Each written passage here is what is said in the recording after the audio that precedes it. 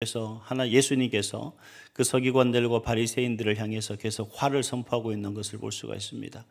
그 서기관과 바리새인들에게 왜 예수님께서 이처럼 그들을 비판하고 그들의 모든 것을 비난하고 왜 그들을 이렇게 심하게 꾸짖고 계시는가 하는 부분들의 어떤 결론적인 부분이 오늘 우리가 읽은 29절의 말씀부터 비롯되어져 나오고 있는 것을 볼 수가 있습니다. 예수님께서 이들을 이렇게 비난한 이유는 우리가 잘 알고 있는 것처럼 그들의 외식됨이었습니다. 하나님 앞에 신실하지 못한 그들의 모습들. 뭔지 모르지만 겉으로는 의인인 것 같지만 결국 그들의 속은 다 썩어 문드러진 그런 모습들을 일컬어서 우리는 외식이라고 하는 말을 사용합니다. 그래서 예수님은 그러한 서기관들과 바리새인들을 외식하는 자라고 그렇게 정의하고 있는 것을 우리가 볼 수가 있죠. 저는 오늘 이 본문의 말씀을 이렇게 묵상하는데 한 가지 떠오르는 단어가 있었습니다. 바로 코스프레라는 단어입니다. 이 코스프레라는 단어는 일본에서 비롯되어진 단어인데 만화나 아니면 만화 영화 같은 이런 영화에서 나오는 그런 인물들이 있습니다. 우리가 상상하지 못할 여러 가지 이상한 옷을 입고 나오는 그러한 모습들, 그러한 사람들의 그러한 옷을 만들어서 따라하고 있는 그런 놀이라고 합니다. 그래서 의상을 뜻하는 코스튬과 또 놀이를 뜻하는 플레이를 합쳐서 코스프레라고 그렇게 말하는 그런 것을 볼 수가 있습니다.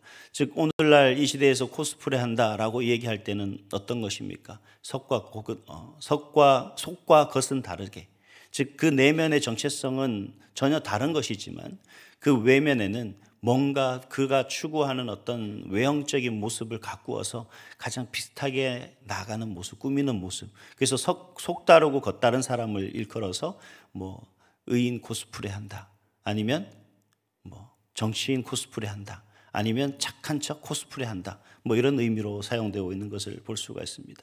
그래서 우리가 생각할 때 얘가 뭔가 우리 자녀들의 모습을 보면 그렇더라고요. 뭔가 이렇게 착한 척 하는 것은 야, 너 착한 척 코스프레 하지 마 라고 하는 어떤 모습들, 그런 모습들을 읽었는데 오늘 그 서기관과 바리새인들의 모습을 보면 바로 그런 것 같아요. 의인인 척 코스프레 하는 그러한 서기관들과 바리새인들의 모습을 예수님께서는 그들을 향해 화를 선포하면서 그들의 그러한 의인 코스프레를 비난하고 비판하고 있는 것을 볼 수가 있습니다. 그래서 오늘 저는 이런 생각이 들어요. 우리가 살아가는 인생이 얼마 될지는 모르지만, 몇 년이 될지는 모르겠지만, 정말 우리가 이 땅에 살아가면서 과연 하나님 앞에 섰을 때 내가 서기관들과 바리새인들처럼 믿음인 척 코스프레하고 정말 하나님 앞에 신실한 척 코스프레하는 그러한 코스프레 인생이 아니라 정말 하나님이 바라시고 원하시는 그러한 삶을 한번 살아보는, 그러한 삶을 추구하는 인생이 돼야지 우리가 하나님 앞에 섰을 때 그래도 큰 상은 못 받더라도 그래도 수고했다 한마디는 들을 것 아닌가 하는 그런 생각을 한번 해봅니다. 그래서 제가 오늘 제목을 이 시대의 의인이라는 제목으로 우리가 그것을 추구하고 의인을 목적을 두고 우리가 정말 진정한 그리스도인으로 살아가고자 하는 그런 목적성을 가지고 살아가는 인생이 되길 위해서 이와 같은 제목을 선정을 했습니다만, 제가 말하는 의인은 이 땅에서 가장 완벽한 사람이 아니라 정말 하나님이 원하는 사람의 모습이라고 생각합니다. 그리고 예수님께서 우리에게 가장 바라고 원하는 그러한 삶의 모습이 온전한 그리스도인의 모습이라고 생각을 해요.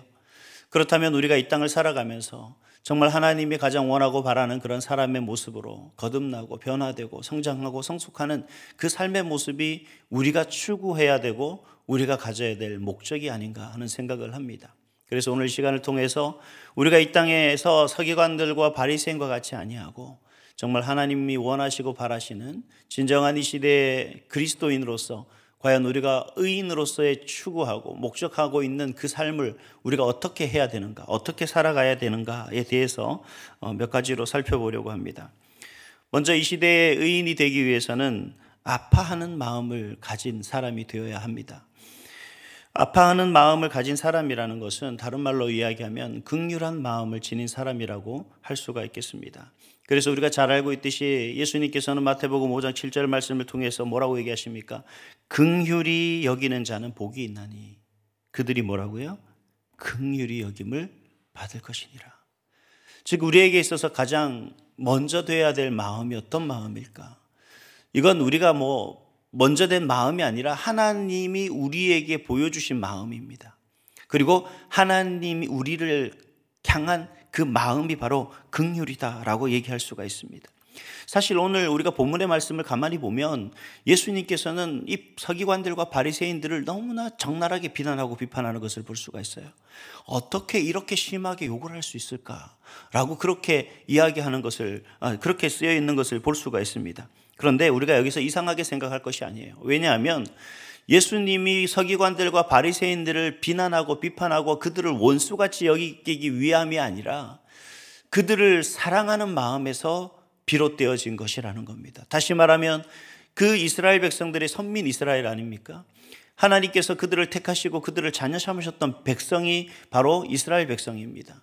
그럼에도 불구하고 그러한 백성들을 가르치고 그들을 하나님께로 이끌고 나아가야 될 그 서기관들과 바리새인들이 오히려 진정한 하나님의 사람으로서 바른 믿음과 신앙 속에 살아가야 되는데 그들은 오히려 그 백성들을 자신의 어떤 이익과 자신이 목적으로 하고 있는 세상 것을 추구하는 데 있어서 도구로 사용하고 있다는 거죠. 그러다 보니 사꾼처럼 되어진 그 서기관들과 바리새인들을 향해서 예수님이 비판은 하지만 결국은 그들을 너무나 사랑하는 마음, 안타까운 마음에서 비롯되어진 비난과 비판입니다. 우리 자녀들이 가끔 그런 얘기를 합니다. 엄마 아빠 왜 그렇게 막 뭐라 혼내세요, 잔소리를 하세요 라고 이야기할 때 너무 화가 나서 하는 말이 있어요. 네가 내 자식이 아니면 내가 왜 그런 소리 하냐.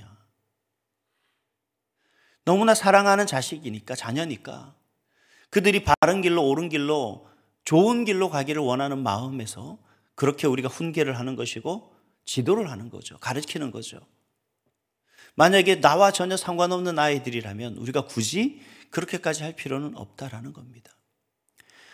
예수님이 그 하나님의 자녀, 하나님의 백성 한 영혼 한 영혼을 너무나 사랑하기 때문에, 그들을 향한 마음이 너무나 긍휼함이 크기 때문에 그들을 이렇게 비난하며 비판하며 그들이 깨우치고 회개하고 돌이키기를 간절하게 바라는 마음에서 이와 같이 말씀하고 있다라는 겁니다. 그럼에도 불구하고 그들은, 바리새인들, 서기관들은 뭐라고 얘기해요? 우리 조상들이 비록 우리 조상들이 선지자들을 죽였지만 그건 우리 조상들의 얘기다. 오늘날 나는 어떻게 하냐? 그 선지자들의 무덤을 회칠하고 그 선지자들의 무덤에 비석을 세우고 내가 얼마나 잘 가꾸고 있느냐. 이게 바로 겉다르고 속다른 거죠. 그래서 예수님이 뭐라고 말씀하십니까? 너희 조상들이 누구냐? 너희들의 부모고 너희들의 선조다. 결국 그들이 행한 모든 것들은 동일하게 지금 너희들이 행하고 있다. 의인 코스프레 하지 마라 라고 하는 거죠. 진정한 의인의 모습은 이런 거라고 생각합니다. 우리가 잘 알고 있는 선지자 느헤미야가 있습니다.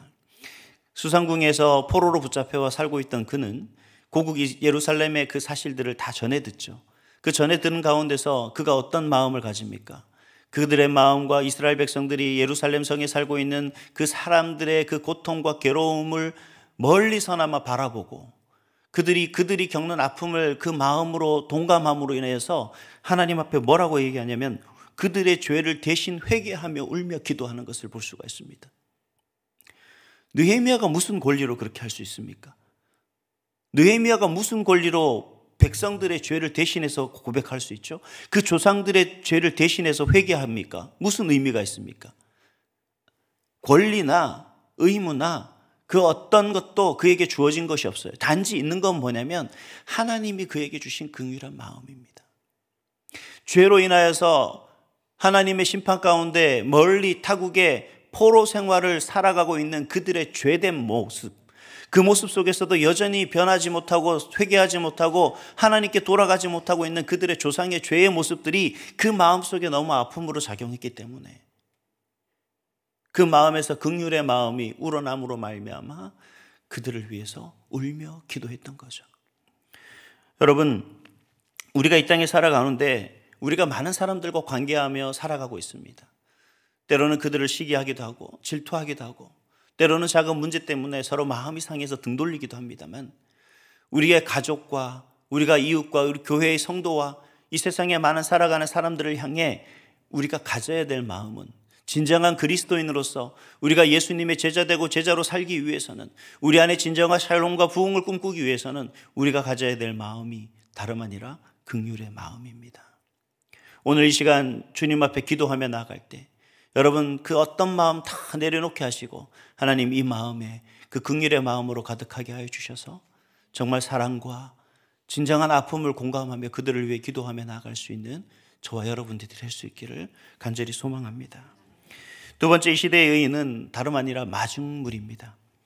오늘 본문에 등장하는 서기관들과 바리새인들의 진정한 역할, 그들의 사명은 무엇이겠습니까? 다름 아니라 마중물로서의 역할과 사명입니다. 그들은 하나님의 백성들이 하나님께로 온전히 나아갈 수 있도록 이끌어주는 마중물과 같은 역할을 해야 되는 것이 바로 서기관들과 바리새인들의 역할이었습니다.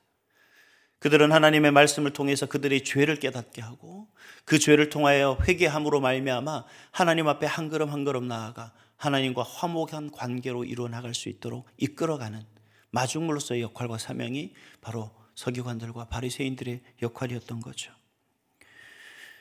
그래서 그들이 그런 역할을 하지 못하자 예수님께서는 아주 심하게 우리 33절의 말씀에 보면 아주 강한 어조로 그들에게 비난하는 것을 볼 수가 있습니다. 저는 법을 잘 모르지만 형법의 이론 중에 황금다리 이론이라는 그런 이론이 있다고 합니다. 이 황금다리 이론을 이야기하면 쉽게 말하면 이런 거죠. 동일 범죄를 저지르긴 했는데 내가 그 범죄 속에서 내가 이게 죄다라고 깨우치고 나는 순간 내가 그 죄에서 딱 돌이키는 순간 그러면 어떻게 하냐면 가중처벌을 받지 않는다고 합니다. 한 범죄에 대해서 무죄를 인정을 해주거나 아니면 죄의 형량을 낮춰주거나 죄의 값을 좀 깎아주는 그러한 법이 있다라고 합니다. 왜냐하면 사람들이 마지막 순간 큰 죄를 더 이상 더 큰 죄로 짓지 않기 위해서, 범하지 않도록 하기 위해서 이와 같은 조치를 하고 있다라는 거죠. 다시 말하면 불법을 향하고 있는 그 불법의 길에서 돌이켜서 죄가 아닌 옳은 의를 향해 나갈 수 있는 길로 이끌기 위해서 간다라고 이야기합니다. 제가 이렇게 어렸을 때 지나다니면서 너무 이제 경찰들이 뭔가 사건이 일어나면 사이렌을 막 울리며 달려가는 것을 볼 수가 있습니다. 그때 가졌던 생각 중에 한 가지가 왜 저렇게 사이렌을 울리고 갈까? 울리고 가면 범인들은 다 도망갈 것 아닌가라고 생각을 했는데 제가 나중에 이제 경찰이 된 친구에게 물어봤습니다. 그러니까 얘기하는 게 더 이상 더 큰 죄를 짓지 않기 위해서 막 최종적으로 살인이라든가 아니면 더 큰 범죄로 인해서 그 사람이 도저히 죄에서 돌이키지 못할 정도에 이르지 않게 하기 위해서 사이렌을 울리고 간다는 거죠. 우리가 황금다리 이론이라는 것은 바로 그런 것 같습니다. 정말 죄의 길에 들어선 그들이 더 이상 죄로부터 벗어나 진정한 하나님의 영광, 하나님의 나라에 들어가지 못하도록 되는 그 순간에 이르렀을 때 다시 그들이 돌이킬 수 있는 길을 마련해 주신 분이 누구냐? 바로 하나님이시고 그 다리의 역할을 다 할 수 있는 하신 분이 누구십니까? 바로 예수님이십니다. 하나님께서는 도저히 우리로서는 돌아갈 수 없는, 돌이킬 수 없는 그런 죄 가운데 죄를 향해 가고 있는 우리를 향해서 이제는 그런 죄가 아니라 하나님의 백성으로 하나님의 나라에 들어갈 수 있는 옳은 길로 그들을 돌이키기 위해서 독생자까지 이 땅에 보내신 그런 하나님이십니다. 그리고 예수님은 그런 하나님의 뜻에 따라서 그 모든 것을 다 뒤로 하고 기꺼이 그 다리가 되어주셨던 분이죠. 그러니까 예수님께서 우리를 대속해서 그런 죄가를 치르셨는데 그러면 오늘 우리는 어떤 삶이 되어야 될까요? 하나님은 아무런 조건 없이 독생자를 주시고 예수님은 아무런 조건 없이 우리를 향해 마중물로서의 사명을 다하셨습니다. 오늘 살아가는 저와 여러분이 과연 이 시대를 살아가면서 하나님 내가 어떤 역할을 감당해야 됩니까? 내가 어떤 사역을 감당해야 됩니까? 바로 마중물의 역할입니다. 여러분의 가정의 가족과 자녀들을 위해서 그리고 우리 이웃을 위해서 믿지 않는 그 영혼들을 위해서 우리가 감당해야 될 역할은 진정한 그리스도인의 역할은 마중물인 줄 믿습니다. 그 역할과 사명을 온전히 감당할 수 있는 여러분이 될 수 있기를 간절히 소망합니다. 마지막으로는 이 시대의 의인으로 세움받고 쓰임받기 위해서는 우리가 영적 성장을 추구해야 된다는 겁니다. 오늘 본문에 등장하는 서기관들과 바리새인들이 추구하는 것은 육적인 것이고 세상적인 것입니다. 그러다 보니 그들은 물질을 축적하기 위해서 혹은 자신들의 학문들을 굳건하게 하기 위해서 하나님이라는 옳음과 정의와 진실과 진리를 왜곡하는 그런 어리석은 모습들을 볼 수가 있습니다. 자신들도 모르게 의의 길이 아닌 죄의 길로 나아가게 됐던 사람들이 바로 서기관들과 바리새인들이라 할 수가 있습니다. 결국 그들은 육신의 정욕에 파묻혔고 악목의 정욕에 치우쳤고 이생의 자랑에 사로잡혀 있었던 거겠죠. 우리 지난 수요일에 읽었던 말씀 중에 고린도후서 10장 4절 말씀에 이런 말씀이 있습니다. 우리의 싸우는 무기는 육신에 속한 것이 아니라 하나님의 능력이다. 여러분, 이 땅에 살아가는 저와 여러분에게 필요한 것은 세상적인 것이고 육적인 것이 아닙니다. 물론 우리가 건강에 많이 신경을 써야 되고 우리가 살아가는 데 있어서 필요한 어떤 물질들이 우리에게 필요합니다. 또 그런 물질을 또 우리가 많이 벌기 위해서는 여러 가지 많은 열심을 하고 노력을 해야 되는 건 사실입니다. 근데 그게 목적이 되어서는 안 되겠죠. 우리가 이 땅을 살아가기 위해서는 우리에게 가장 필요한 능력은 하나님이 주시는 능력입니다. 그것은 다름 아니라 말씀과 기도, 하나님을 향한 경외하는 마음들, 이런 것들이겠죠. 그래서 여러분, 우리가 하나님을 경외하는 그 마음에서 비롯되어진 그러한 예배와 또 그 속에서 하나님이 우리에게 주시는 하나님의 귀한 말씀과 또 우리가 간절함으로 나아가는 그 기도의 시간들을 통해서 우리가 정말 하나님 앞에 온전한 영적 성숙을 추구할 수 있는 시간이 되고 기회가 되어야 되는 줄 믿습니다. 그랬을 때 우리의 사명을 더욱더 굳건히 할 수 있고 우리가 온전한 의인으로서 이 땅을 살아가는 데에 있어서 우리가 분명한 목적과 방향성을 우리는 제시할 수가 있는 거겠죠. 또 그리고 그 목적이 결코 흔들리지 않게 되리라 믿습니다. 오늘 이 새벽에도 그와 같은 모습들을 통해서 정말 서기관들과 바리새인과 같은 그런 의인 코스프레가 아니라 진정한 이 땅에 하나님이 원하고 바라시는 한 사람, 또 정말 예수님께서 그토록 바라고 원하는 제자, 바로 그가 오늘 이 시간 함께 하신 우리 온사랑 모든 교회, 우리 성도들 될 수 있기를 간절히 소망합니다. 기도하겠습니다.